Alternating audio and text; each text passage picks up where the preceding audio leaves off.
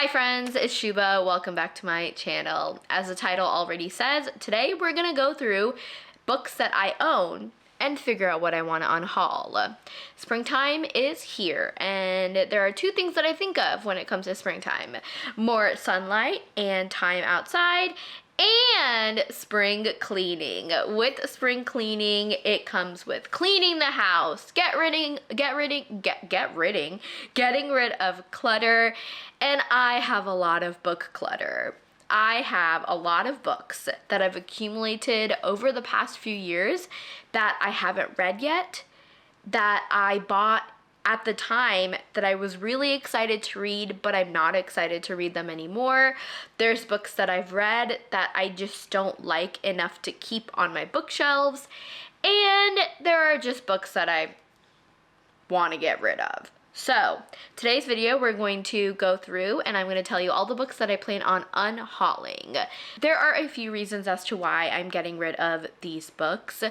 I'm trying to embrace the mindset of less is more. I don't need to pile up a lot of books in my life and in my room. I'm in the middle of redecorating and organizing my library, and there isn't as much space for bookshelves.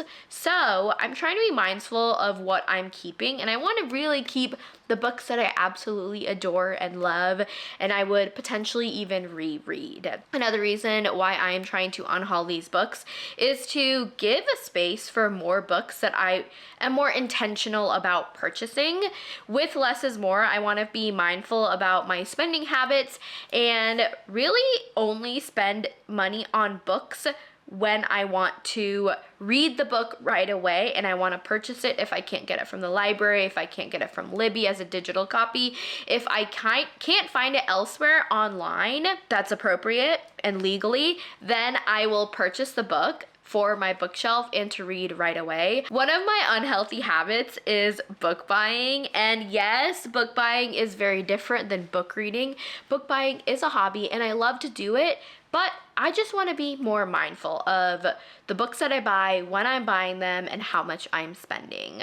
And I'm hoping that once I get rid of this clutter of books that don't serve me anymore, then that'll open up more space for more intentional living and just clean up my bookshelf, which I need to do. With that being said, let's get started and talk about the books I plan on hauling. I'm gonna go in sections. This first section is books that I've read that I plan on getting rid of, and they're in no particular order. We're gonna fly through these. We have Love Interest by Claire Gilmore. I really enjoyed The Perfect Fit by her. I received that book as an ARC on NetGalley by the publisher, but this one wasn't my favorite compared to the other one, and that's okay. I still read it and I thought it was okay. I'm not sure I like an office romance, even though The Perfect Fit is an office romance. Maybe it's because this was quite similar to The Perfect Fit.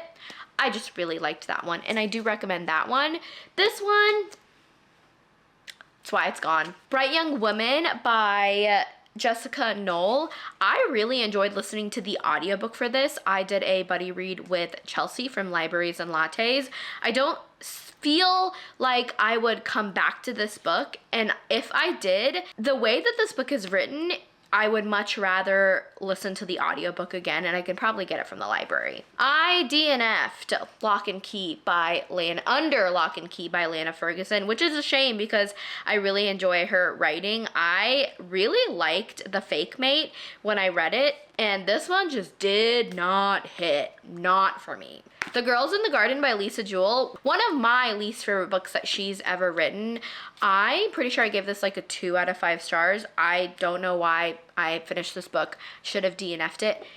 It was bad. This Wretched Valley by Jenny Kiefer. I really liked this book a lot.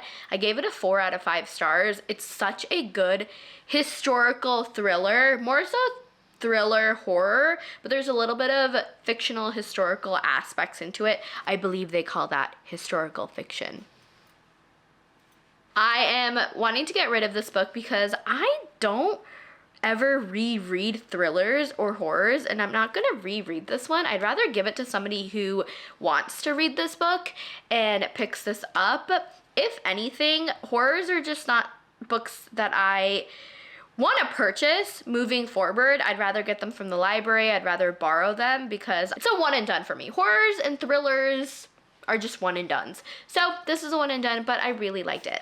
Director's Cut by Carlin Greenwald. I was gifted this book by the publisher Vintage Books last summer, and I really enjoyed this queer romance. I thought this was really different from other books that I read because this is centered as a workplace romance, but one of our main characters is a professor and the other one is a director in the film industry. Well, the professor is also a professor who teaches film studies, so I thought that was really fun, and I love a good queer romance. I enjoyed it, just not a romance that I'd probably keep, but it was good.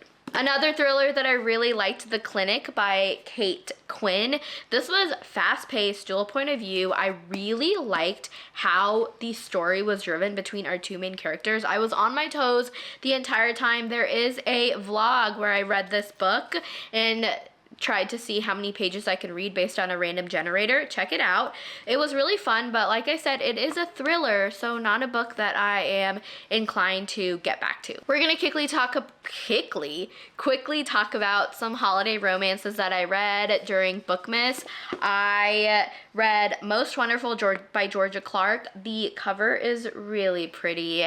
I just didn't vibe with this family character-driven story. Listen, I love the family stuff, and this reminded me a little bit of it. I didn't think the family was as connected with one another, which it was okay. I can't tell you anything about it. I'm gonna stop talking about it. And then Kiss Me at Christmas by Jenny Bayless. I actually DNF'd this book. I did not like it at all. I didn't see the point, and I don't know why I DNF'd it. I just DNF'd it. I have a vlog. Go watch it if you want to get into the holiday spirit. Raiders of the Lost Ark, Heart by Joe Segura. This is a book that I wish I DNF'd. It was so bad. Our main male character was misogynistic. Our female character, I just wish she thought more highly of herself because she did not deserve him. I love the archaeological aspect of this book. I did buddy read this with Katie, and neither of us liked it, so it's not just me. The Familiar by Leigh Bardugo. I was very hesitant to read this book, and I probably should have picked this up as a library pick or found it elsewhere, and I didn't pay $30 for this book. It was good. Not my favorite Leigh Bardugo. I'm glad that I read it because it kind of got me over my Leigh Bardugo fear, and I want to pick up more of her books, like Ninth House for the third time. Yes, I've tried reading it 2 times now. I'll get to it. I think I can do it. Although I'm not forcing myself, so I'll only pick it up when I want to. Anyway, about this book, I liked the Spanish Golden Age era setting of the story and the historical, can I even speak today? Historical fiction added into this magic book, but it's not enough for me to want to keep it on my bookshelf, even though the inside is stunning. Who wants pomegranate wallpaper? Me. Kill for Me, Kill for You by Steve Kavanaugh. This was so much fun. I read it very quickly. It's fast-paced, it's plot-driven. We have dual point of views, which I really love in a story, especially if it's in a romance and a thriller story. It's just not a book that I'm gonna pick up again. Get out of here. I need to get out of here, especially since this is a loose retelling of another book, so I'd rather read that other book, which I can't remember, so it's gonna go right here. None of This Is True by Lisa Jewell. I loved this Lisa Jewell book. I think it might be my favorite out of all of the ones that I've read. It was so good, and I've gotten a lot of my friends to read this book as well. Honestly, I would read it again. I'd probably listen to the audiobook version because of the story being centered around a podcast with our two main characters. So I think it'd just be fun to listen to it rather than read it again. It's gonna go to a really good home though. Also, I'm just not into Book of the Month spines, so we're probably getting rid of a few of those. The Land of Milk and Honey by C. Pam Zhang. I DNF'd this book 100 pages in. It's a short book. It's only 230 pages. The reason why I DNF'd it is because I just thought it was so boring. I could not get into the writing. At first I thought it was really descriptive and beautiful, but by the middle of it, I didn't get the point and it was too slow and too descriptive. I needed something to happen and nothing was happening, and there's no point in reading books that you feel forced reading. So this was a no. These next three are gonna be a little controversial, maybe, but listen, reading is subjective, and just because I don't like a book or don't want to read a book doesn't mean the same for you. So if you've read these books and you love them, I love that for you so much. For me though, it's time to move on. A Little Life by Hanya Yanagihara. I got this book last year when everyone on social media was talking about this book. They said it's life-changing. They said it's a must-read book, but also emotional, so check the trigger warnings. I wanted to know what the hype was about. It wasn't until this January that I started reading this book. It was a slow pick up as I go book, not something that I forced myself to jump into. Maybe a few pages here and there. I got to page 200 and I am DNFing it for quite a few reasons. The more I sit with this, I don't want to read a book that's emotional and sad. I would rather read other books that I find more interesting and I want to enjoy. This book has a lot of trigger warnings and not something that I'm in the mindset to move forward with. Also, there's things that I learned about the author that don't necessarily align with what I believe in, which is why I don't want to continue reading this book. There's a lot of reasons. Also, it's just so dang long. Oh my gosh. The writing is tiny as well. So it's time to move on, and someone else might enjoy this and pick this up, and I hope they like it, but I'm gonna read books that I am just gonna enjoy more, and that's that. All right, this next series, you probably see it hiding on the side. It is the Magnolia Parks Universe books. I have the beautiful copies, 1, 2, 3, 4, 5 books. I have is it the UK editions or the original editions? I don't know. I bought them early last year because I wanted to know what the hype was about. I was really excited because I'm a big Gossip Girl fan. It's one of my comfort shows, and I was excited to just read about drama and romance and toxic friendships. I was all here for it. I did read the first 2 books. I read Magnolia Parks and then Daisy Hates, which is right here. If anyone's wondering, I am a Magnolia girl through and through. I'm a Magnolia and BJ girly through and through. And I had started The Long Way Home, the 3rd one, and I just put it down. I'm just not really into reading any anymore. Some of these books that I've had for so long, there was so much anticipation for me, and now there isn't any more. Why keep them on my bookshelf just taking up space when I can put something else on the bookshelf that I'd much rather read and enjoy? I am gonna give this series to somebody, hopefully some lady would want them, which I'm sure they will, to someone who is going to really enjoy them and immerse themselves into the world. I thought I was gonna be upset not finishing this series, and I've had this set on the side for a little bit. I've been thinking about these books that I've been wanting to unhaul, and I don't know, I'm not sad anymore. I'm just okay with letting these books go. So, more power to me. And the last series that I want to talk about before we get into the next section is the Throne of Glass series. Yes, I'm getting rid of the beloved Throne of Glass series by Sarah J. Maas. The reason why I didn't bring them over here because there's a lot of books. I have the traditional boxed set, and there is a place in my heart for Throne of Glass and Sarah J. Maas. I just don't need to own them. I have all of the books on my Kindle. I can get them from the library if I want. I also have the audiobooks as well. So there's other ways for me to read them, and I'm not inclined to physically read the books, which is why I want to give it to somebody who does want to read these books. And Throne of Glass got me into my reading journey once again back during COVID, and I hope that it can do the same for somebody else. So yes, I will be getting rid of my Throne of Glass boxed set. Last but not least, well, last in this section, What the River Knows by Isabel Ibanez, a book I should have DNF'd, but I powered through.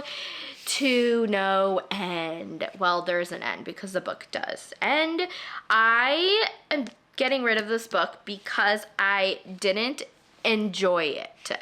I did not like our main character at all. Her name is Inez, and I just thought that she was really young and naive and was getting herself into things that she didn't need to. I loved the setting where she goes to Egypt. I thought that was very fun, and I love The Mummy. I love The Mummy Returns, some of my favorite movies. The third one just sucks. Is there a fourth one? I don't know. I've never watched The Scorpion King, and I don't think I plan on it because it's so bad, but I love The Mummy. So I was really excited to read this book, but I was just disappointed, but that's okay. Now we're gonna get into the books that I haven't read and I don't plan on reading that I want to unhaul. There actually aren't that many. The first two I'm gonna say together, it's the Edinburgh Chronicles, Edinburgh Nights, the first book being The Library of the Dead, and then the second one being Our Lady of Mysterious Ailments, and this is by T.L. Huchu. The premise sounded really great, and at the time, Peru's Project Reagan, she was reading these books and she really enjoyed these books, so I picked them up because of her, because of course, why wouldn't I? And they've been sitting in on my shelf for maybe 2 years, and every fall I keep saying, I'm gonna read these books, I'm gonna read these books, and guess what? I never read these books.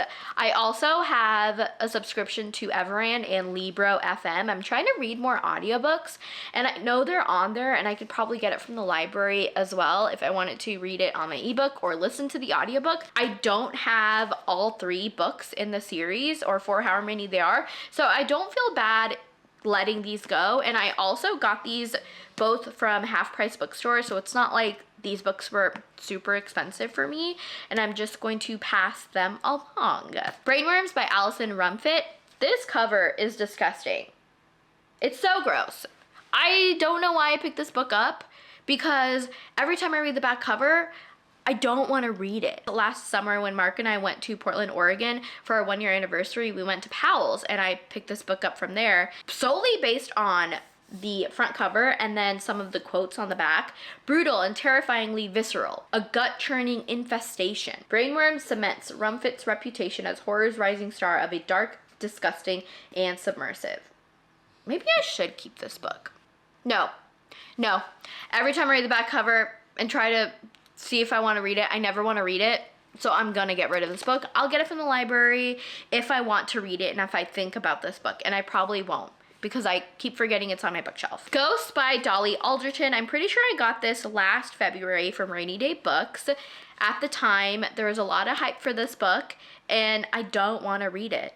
I don't want to read it. This is a fiction story that I think I'd rather listen to, so I'm gonna give this to somebody who might want to actually read the physical copy. Also, it looks really cute with my shirt. The Mountain in the Sea by Ray Naylor.